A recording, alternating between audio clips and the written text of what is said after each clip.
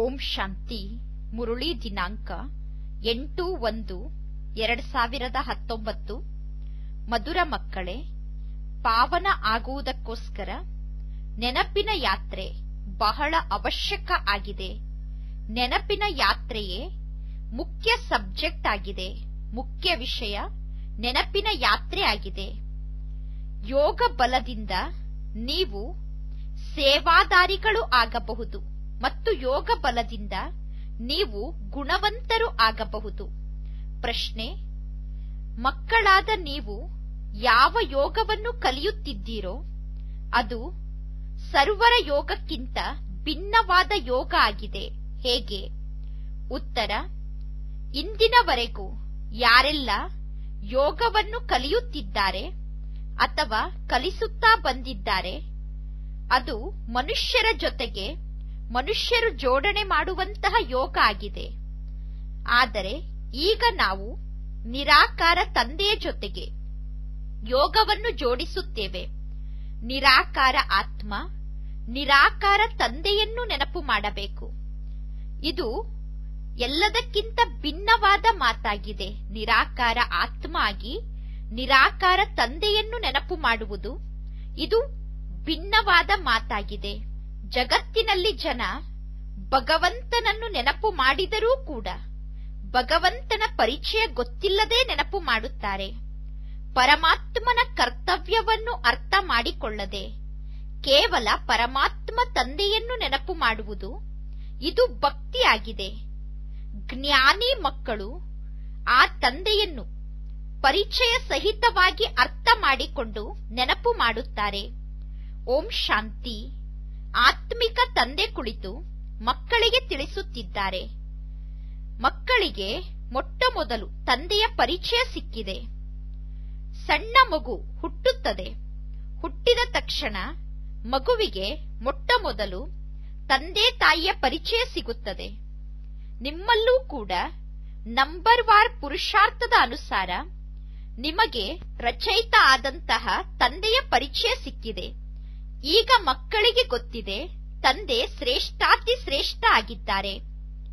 ಅವರ ಮಹಿಮೆಯನ್ನು ನಾವೀಗ ಅನ್ಯರಿಗೆ ತಿಳಿಸಬೇಕು.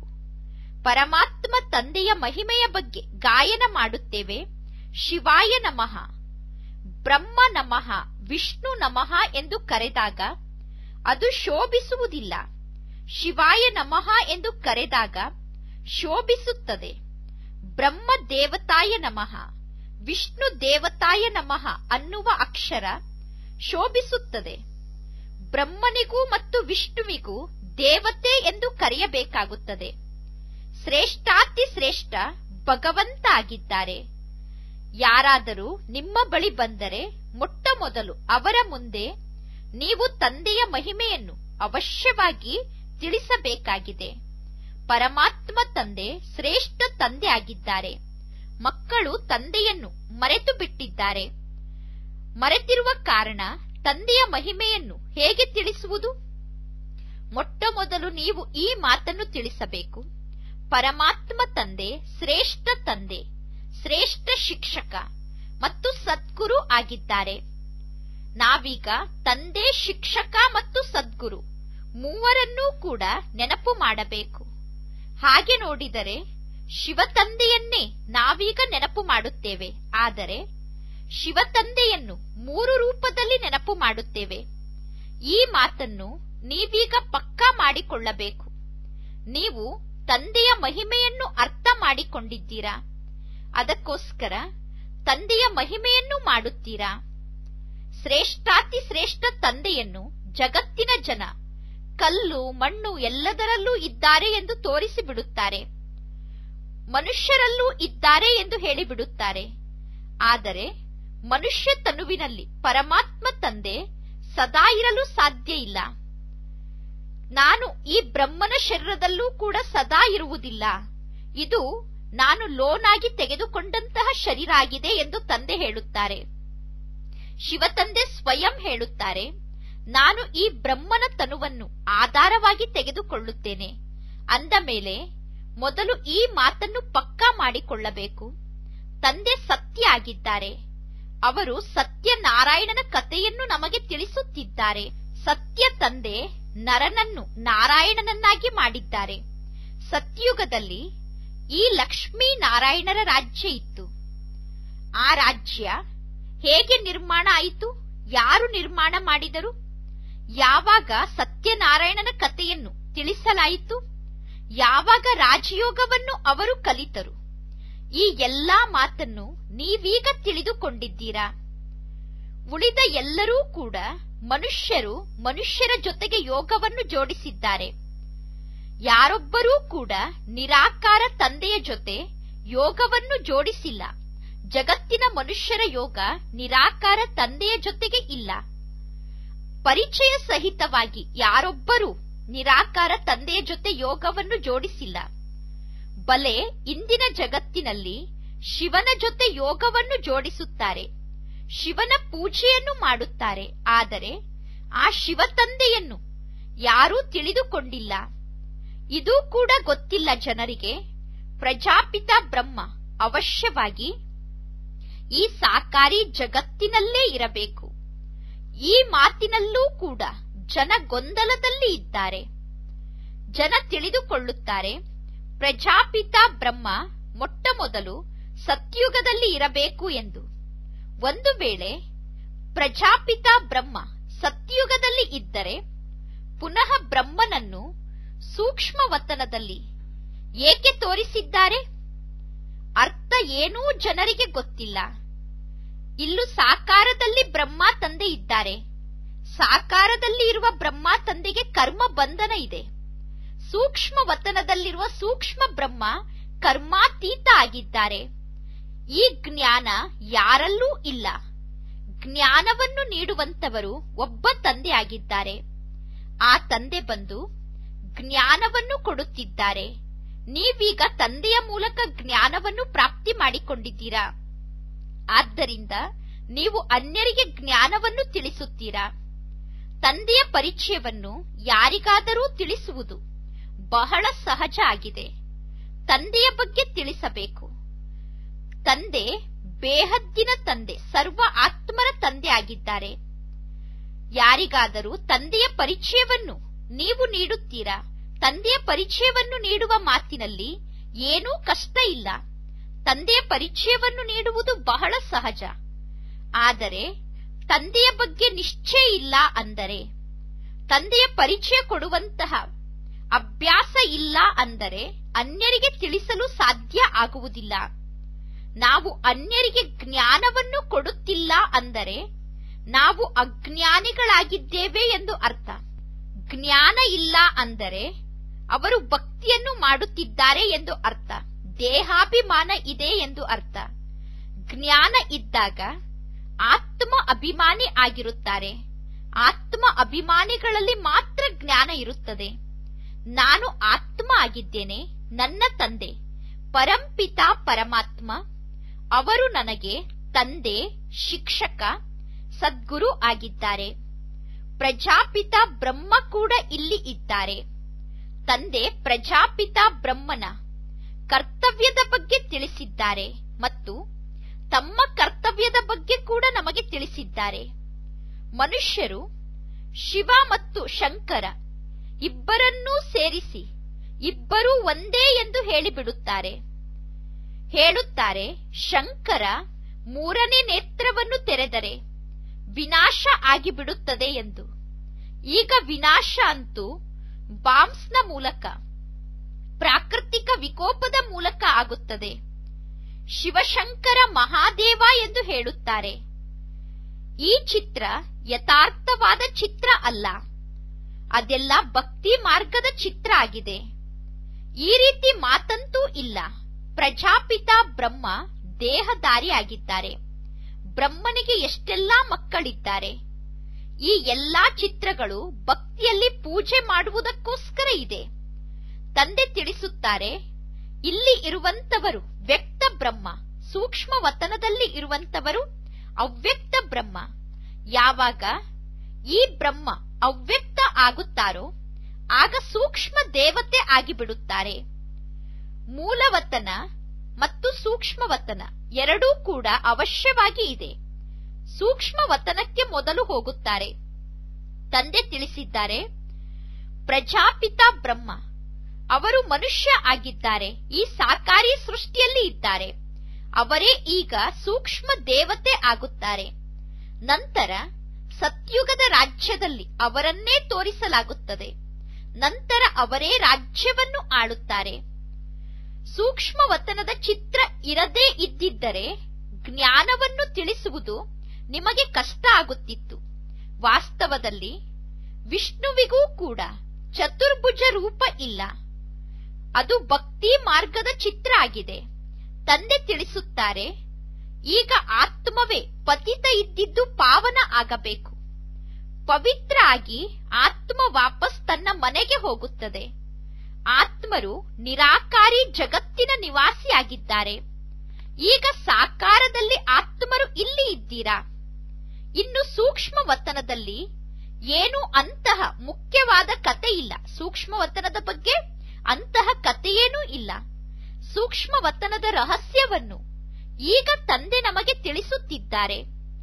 ಮೊದಲು ಮೂಲವತನ, ನಂತರ ಸೂಕ್ಷ್ಮವತನ, ನಂತರ ಈ ಸ್ಥೂಲವತನ. ಅಂದ ಮೇಲೆ ಮೊದಲು ಎಲ್ಲರಿಗೂ ತಂದೆಯ ಪರಿಚಯವನ್ನು ಕೊಡಬೇಕು.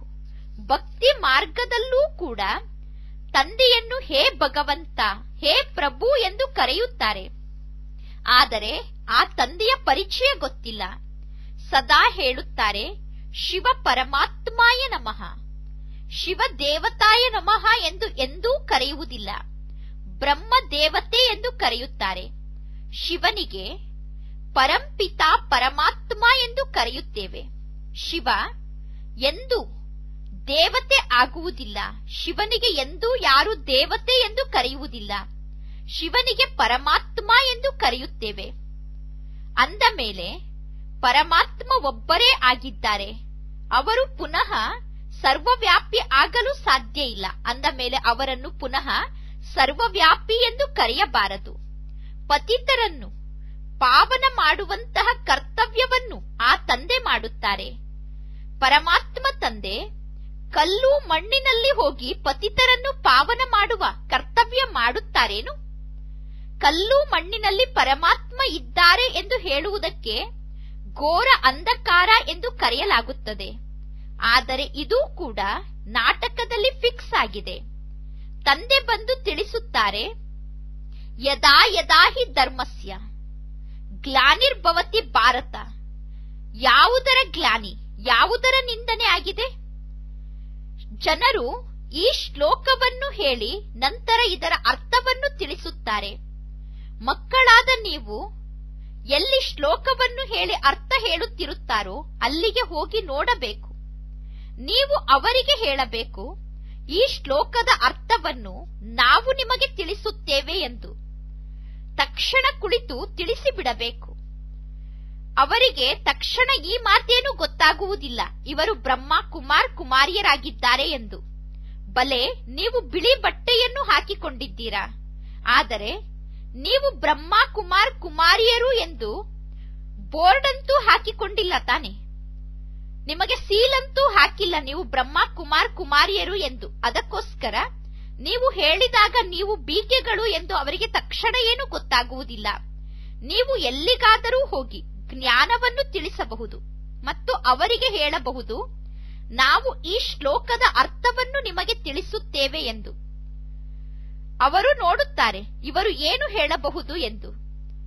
ಇನ್ನು ಇಷ್ಟೆಲ್ಲಾ ಚಿತ್ರಗಳೇನಿದೆ ಇದೆಲ್ಲ ಡೀಟೇಲ್ ಆಗಿ ತಿಳಿದುಕೊಳ್ಳುವಂತಹ ಮಾತಾಗಿದೆ. ಜ್ಞಾನ ಅಂತೂ ಅಪಾರ ಇದೆ. ಇಡೀ ಸಾಗರವನ್ನೇ ಇಂಕನ್ನಾಗಿ ಮಾಡಿಕೊಂಡು ಜ್ಞಾನದ ಮಾತನ್ನು ಬರೆದರೂ ಕೂಡ ಜ್ಞಾನದ ಅಂತ್ಯ ಆಗಲು ಸಾಧ್ಯ ಇಲ್ಲ. ಆದರೂ ಕೂಡ ಸೆಕೆಂಡಿನ ಮಾತು ಜ್ಞಾನ ಆಗಿದೆ. ಸೆಕೆಂಡಿನ ಮಾತನ್ನು ತಂದೆ ತಿಳಿಸಿದ್ದಾರೆ.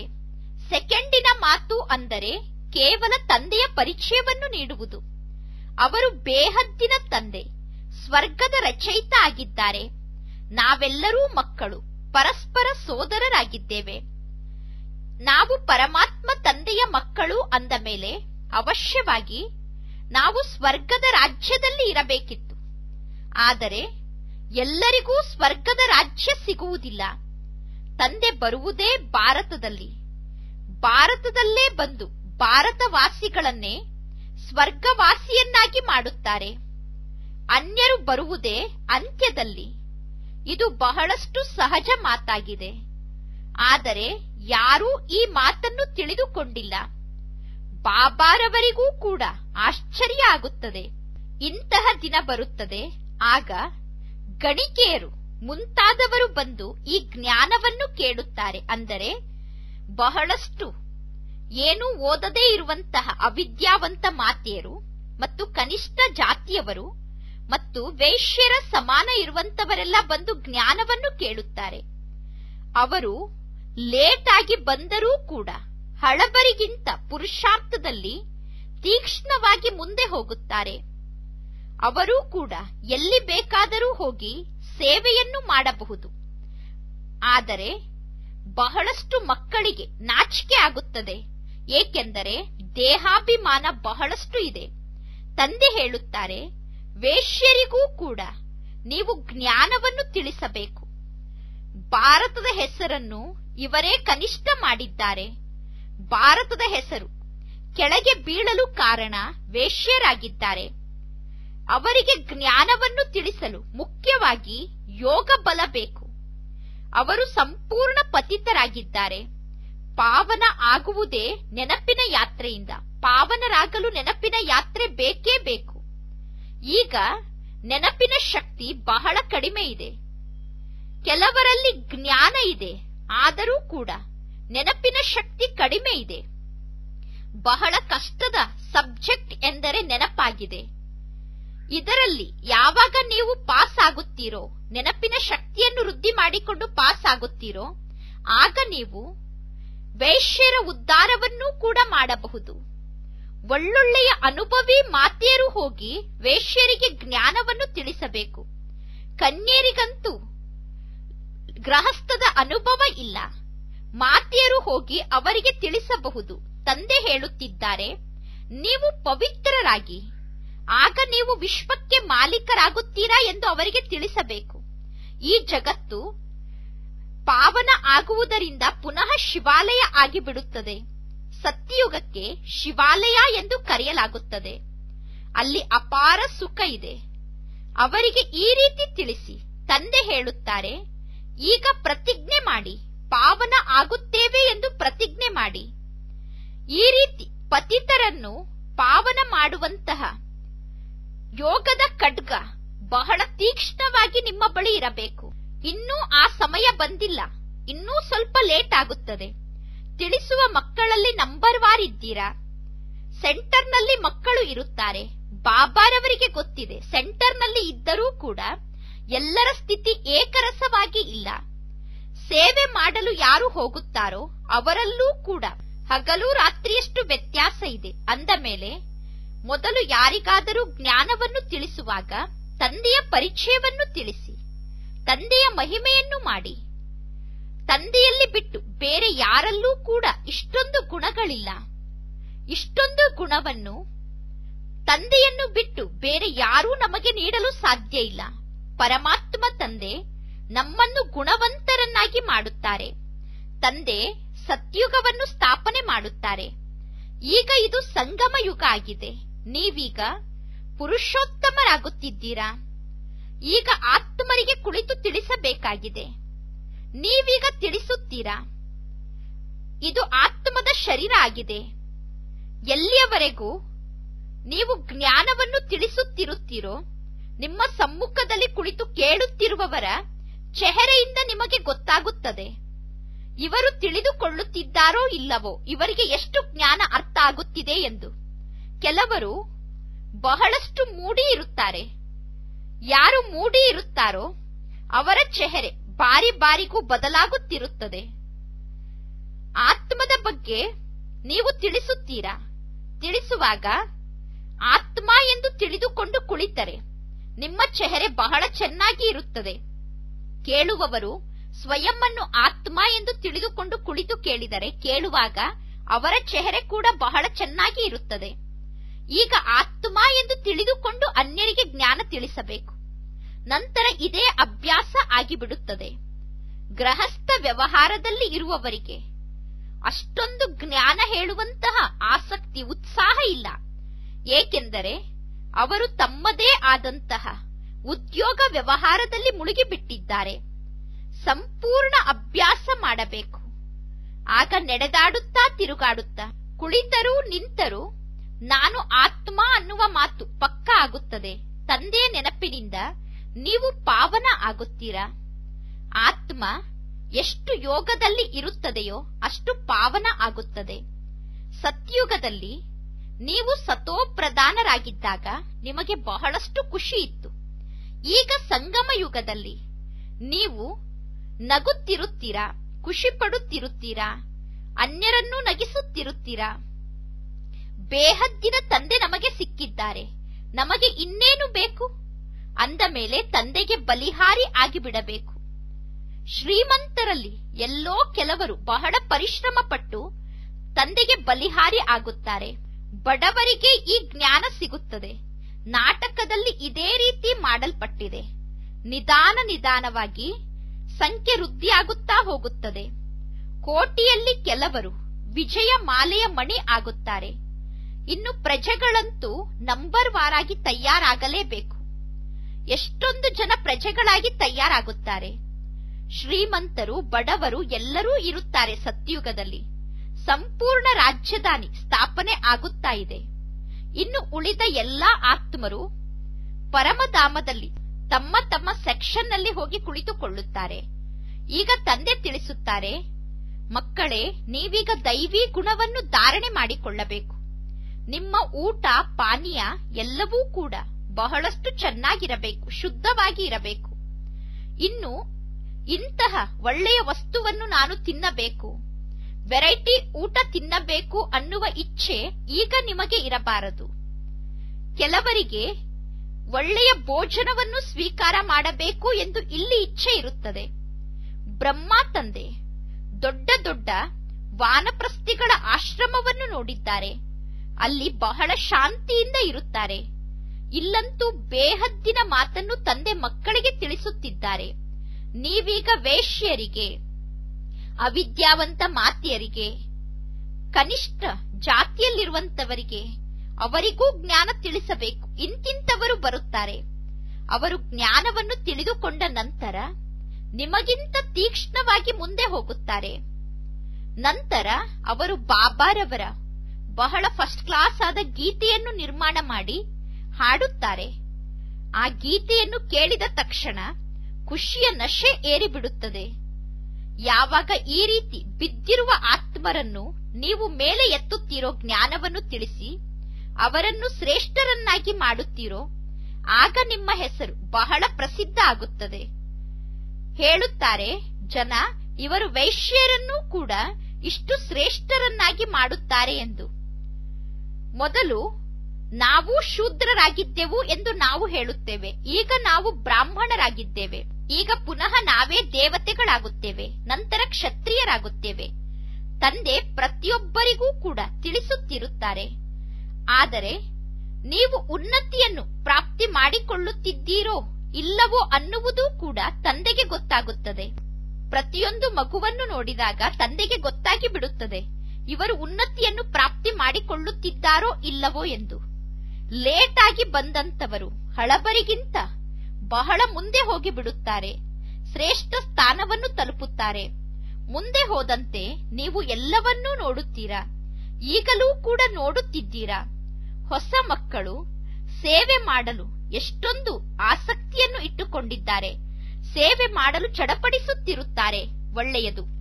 ಮಧುರಾತಿ ಮಧುರ ಅಗಲಿ ಹೋಗಿ ಮರಳಿ ಸಿಕ್ಕಿರುವ ಮಕ್ಕಳ ಪ್ರತಿ ಮಾತ್ಪಿತಾ ಬಾಪ್ತಾದರವರ ನೆನಪು, ಪ್ರೀತಿ ಹಾಗೂ ಸುಪ್ರಭಾತ. ಆತ್ಮಿಕ ಮಕ್ಕಳಿಗೆ ಆತ್ಮಿಕ ತಂದೆಯ ನಮಸ್ತೆ. ಆತ್ಮಿಕ ತಂದೆಗೆ ಆತ್ಮಿಕ ಮಕ್ಕಳ ನೆನಪು, ಪ್ರೀತಿ ಹಾಗೂ ನಮಸ್ತೆ ನಮಸ್ತೆ ನಮಸ್ತೆ. ಧಾರಣೆಗೋಸ್ಕರ ಮುಖ್ಯ ಸಾರ. ಫಸ್ಟ್ ಪಾಯಿಂಟ್, ಪತಿತರನ್ನು ಪಾವನ ಮಾಡುವಂತಹ ಸೇವೆಯನ್ನು ಮಾಡಿ. ಗಣಿಕೆಯರು ವೇಶ್ಯರಿಗೂ ಕೂಡ ಜ್ಞಾನವನ್ನು ಕೊಟ್ಟು ಬಿದ್ದಿರುವವರನ್ನು ಮೇಲೆತ್ತಿ ಅವರ ಉದ್ಧಾರವನ್ನು ಮಾಡಿ. ಆಗ ನಿಮ್ಮ ಹೆಸರು ಪ್ರಸಿದ್ಧ ಆಗುತ್ತದೆ.